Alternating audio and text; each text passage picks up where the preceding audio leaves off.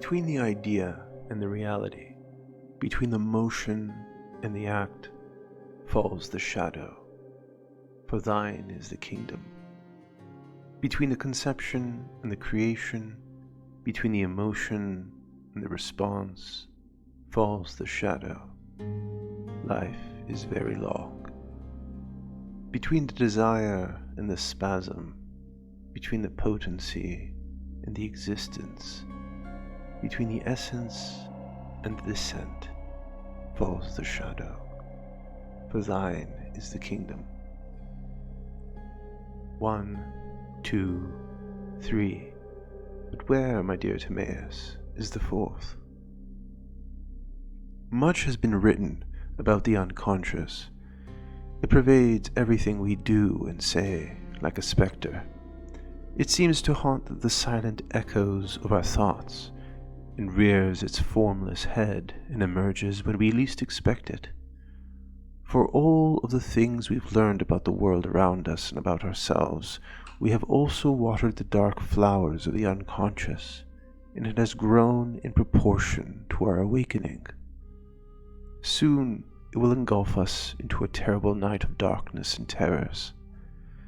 Jung said that in the age of Aquarius, it will no longer be possible to consider evil as simply a privation of the good. Its real substance will have to be reckoned with. There are many traditions that speak of this unspeakable force, this otherness that pervades the cosmos. In this video, we'll briefly explore the emergence of the unconscious from a Pythagorean and Platonic perspective. Carl Gustav Jung published a work entitled Psychology and Religion West and East, and today we'll be using a chapter derived from it called A Psychological Approach to the Trinity, in order to analyze, using a mixture of Pythagorean-inspired number mysticism with Plato's recollection of the Timaeus. But firstly, let's try to place the Timaeus within a theurgic frame. Proclus and the Theurgists considered Plato's Timaeus to be a theurgic hymn to the universe. The Timaeus unfolds the movements of the cosmos and the heavenly realm and depicts the struggles between the intelligible Demiurge and matter. The reason why hymns are theurgic is because it uplifts the movement of a creature towards its cause. Without jumping directly from man to God, it is important to note that in Neoplatonic theurgy we are following a series of corresponding links between divine beings and the lowest of material things. Therefore, when we pray, we are moving towards our proximate cause, not the ultimate cause. One cannot jump to the unutterable source of being without acknowledging and celebrating the middle through the lower in the great chain. Thus, in a theurgic perspective, man is acting as the axis by which the higher and the lower are united. Mythical stories like the Timaeus are symbols, and they draw the gods toward us in friendship and love, and prepare us to enter into communion with them. It is important to have clarified this before we begin. So how do we account for the creation of the cosmos and the development of the world? The world is itself a god and is endowed with a soul that was fashioned for it by the Demiurge. We call this the world soul, and it precedes the physical world that we inhabit. The world soul, and by extension the human soul, is a mixture. And the number that corresponds with this mixture, that forms a totality and completeness, is the number 4. To illustrate this, imagine the most perfect two-dimensional shape you can, equidistant from the center, equal all around. Of course, it's a circle. Jung references the Neoplatonist Porphyry when adducing the nature of the quaternity, who notes that the symbol, seemingly like a cross, embedded within a circle, signified the world soul for the Egyptians, and is in fact a hieroglyph for the Egyptians meaning city. In the Timaeus, the fabric of the cosmos is split lengthwise into 2 halves and joined together by the Demiurge in exactly this form of a cross. Now let's take a deeper dive and see how this cross and the quaternity emerge. According to Plato, the world soul is a second God, not independent of the first God who is called Father. The world soul is in fact, quote, a revelation or unfolding of the God image. Jung references the work of the classicist Cornford, who describes this second God, whom we call the Demiurge, as a copy of the original pattern, which is the first God.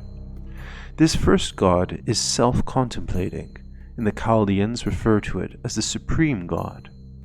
Porphyry argues that it is equivalent to Plotinus's one, and Proclus argues that it is in fact beneath the one and exists at the first level of intelligible being. Hundreds of years after Plato, Plutarch asks a very interesting question that can be articulated here about the nature of making something and being the father of something. Why did he call the supreme God Father and Maker of all things? Or is there a difference between Father and Maker and between birth and Genesis? For what has been born has thereby been generated, but, on the other hand, it is not so that he who has begotten has thereby been generated. But on the other hand, it is not so that he who has begotten has thereby made, for birth is the generation of an animate thing. Also, in case of a maker, such as a builder or a weaver or one who produces a lyre or a statue, his work when done is separated from him, whereas the origination and force emanating from the parent is blended in the offspring and remains with its nature, which is a fragment or part of the procreator. Since then, the cosmos is not like products that have been molded and fitted together, but has in it a large portion of vitality and divinity, which God sowed from himself in the matter and mixed with it. It is seemly that, since the cosmos has been generated as living being, God be named at once Father of it and Maker. For the Pythagoreans, 1 is not really a number. The 1 precedes number. It is in fact the origin of number. Number, you could say, is downstream from the 1. The moment we begin the act of counting, things have already been divided. We are therefore already in a state of division. When we count 1, 2, 3, 4, 5, we are in the realm of the differentiated and divisible. There are 3 kinds that produce the world soul. The first is perpetual being, which, as I mentioned, is indivisible and self-same, which is another way of saying that it is self-sufficient and self-enclosed. It is perfection, and does not need anything because it does not lack for anything.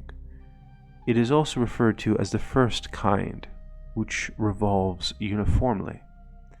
The second kind is what is known as generated being, which is divisible and always differing from itself. This, of course, is the realm of differentiation and multiplicity. But the question remains, how do we go from something that is self-same and indivisible to becoming something that is divisible? For that, we need a mediator. This is where the third kind emerges. This is fundamentally how the self-same perpetual being becomes a paradigm for the visible cosmos that we inhabit. Residing in potential within perpetual being is a quality that allows for duplication of itself. But how is that possible if perpetual being is always uniform and self-same?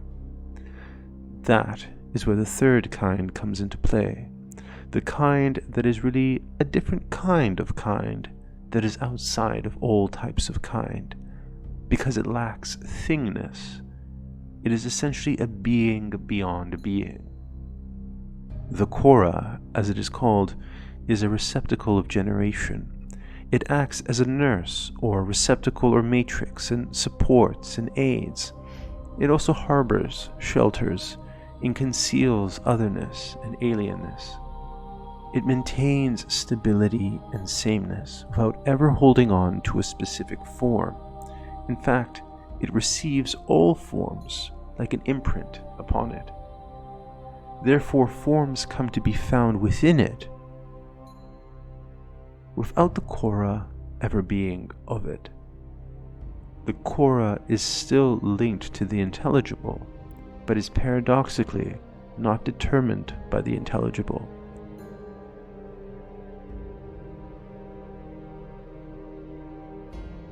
and it therefore is and remains invisible. Iamblichus understood the quora as a spaceless receptacle that was utterly passive, receptive, but also productive, because all things, gods, humans, plants, and minerals, are born from it. Gregory Shaw quotes the Chaldean Oracle, Fragment 1, to illustrate this type of thinking, what the Neoplatonists called the flower of the mind, the anthos nou, which is, quote, the organ through which the soul perceives and unites with divinities. He continues, the Chaldean gods insist that the anthos nou cannot be imagined as part of our mind, a mind that grasps, learns, and understands in the usual sense. This would place it within our discursive and intellectual control. If we try to perceive the intelligible, if we grasp at it, if we intently try to reach it, we fail. We must, the oracle says, relax and extend an empty mind in order to receive the intelligible. Returning to Jung's analysis of the Timaeus, he notes that the Demiurge creates a mixture between the indivisible, the emeres, and the divisible, the meriston. And by this opposition or polarity, a third is formed. This is the balancing of the third by the mean. Here we encounter a triad once the three parts are mixed. What is surprising, Jung notes, is that there is a second mixture that occurs, because at the first level of mixing, we are still in the realm of abstract thought, and have yet to attain material manifestation. Quote, between the indivisible existence that is ever in the same state, and the divisible existence that becomes and embodies, he compounded a third form of existence composed of both. Again, in the case of sameness and in that of difference, he also on the same principle made a compound intermediate between that kind of them which is indivisible and the kind that is divisible in bodies.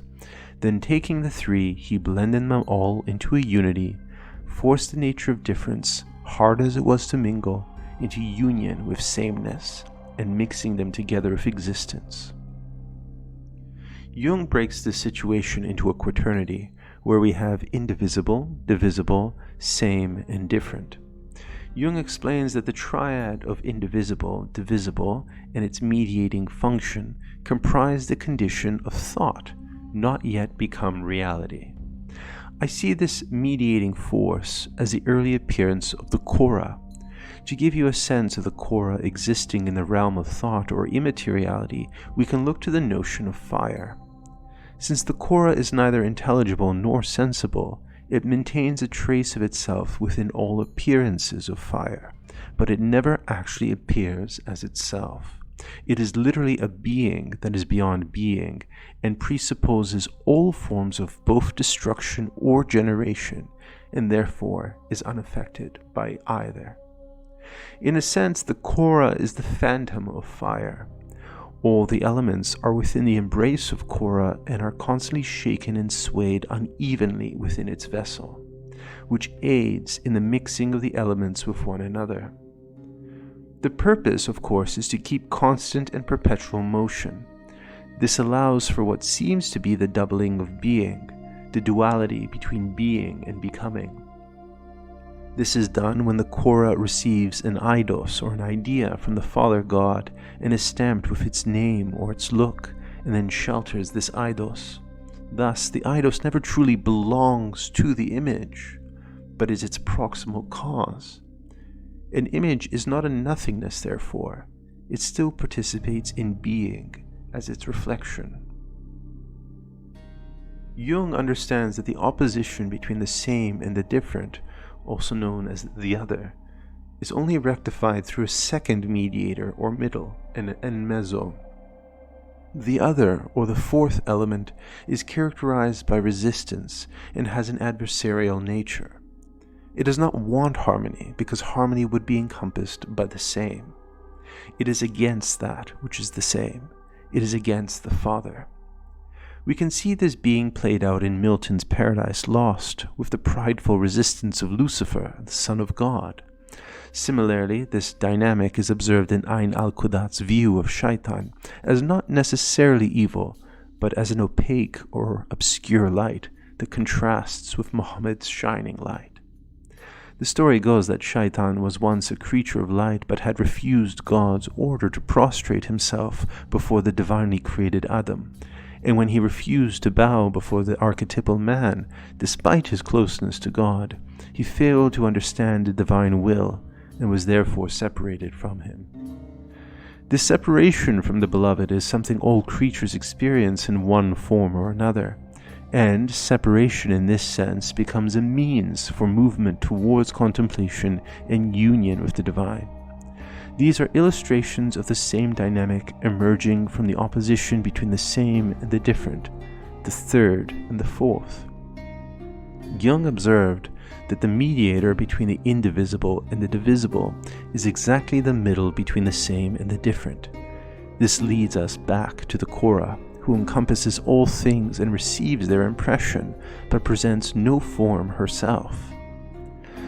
But the radical difference or otherness characteristic of the Cora needs to be brought into harmony through force.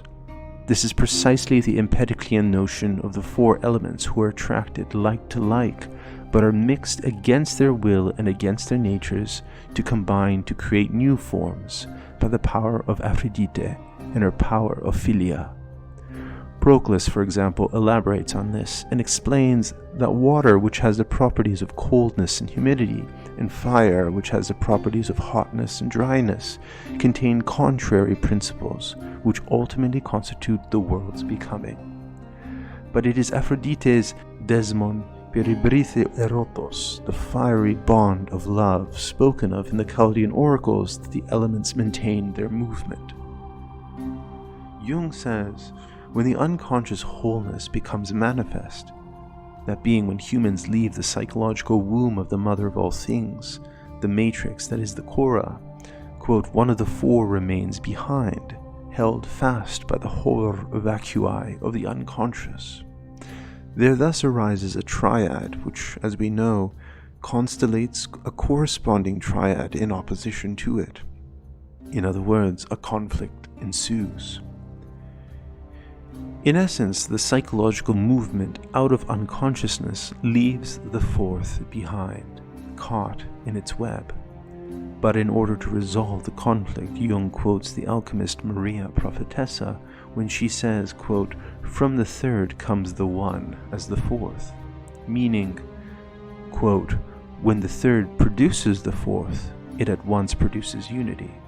The lost component, which is indeed only a quarter, but together with the three, it makes a whole which does away with division and conflict." With respect to Jung's personality types, of which there are four in number, intuition, feeling, sensing, thinking, our general psychological condition mirrors these cosmic dynamics. Each of us have a psychological function that is the most differentiated.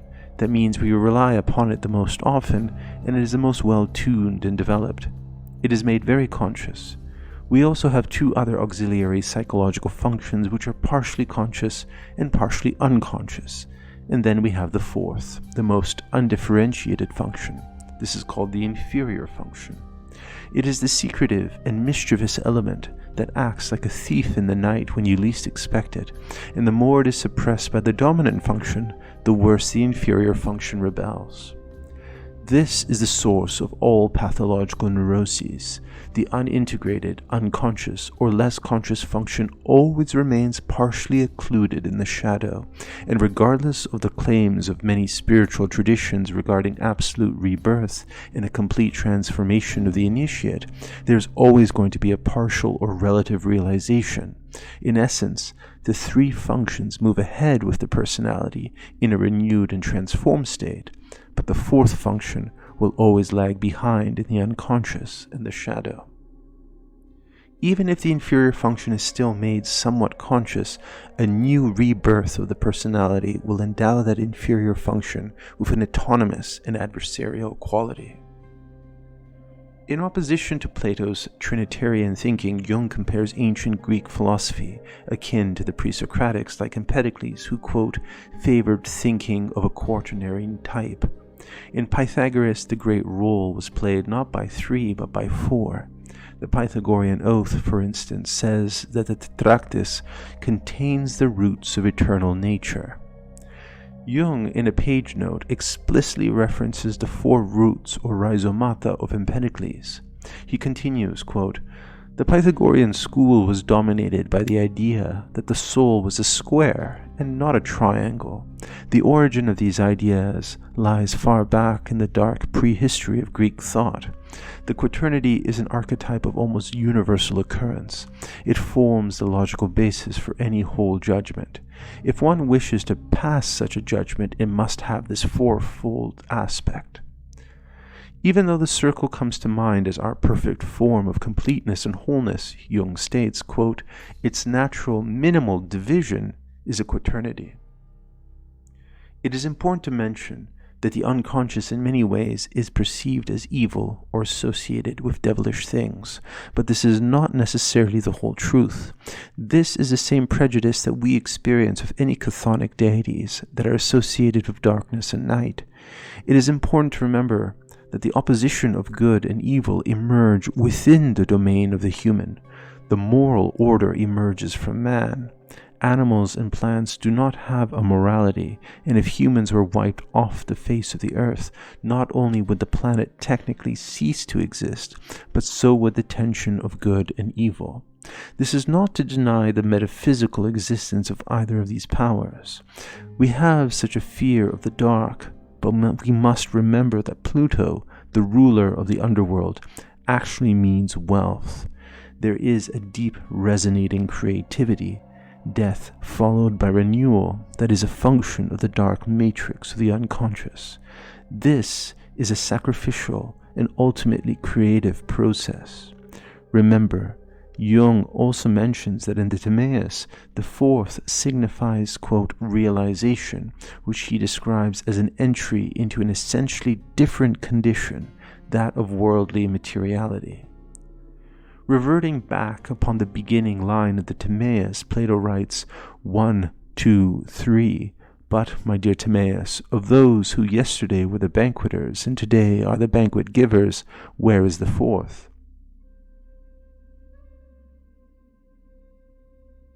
And Jung to this question answers, "He has remained in the realm of the dark mother, caught by the wolfish greed of the unconscious, which is unwilling to let anything escape from its magic circle, save at the cost of a sacrifice. And what a sacrifice it will be. Take care for now."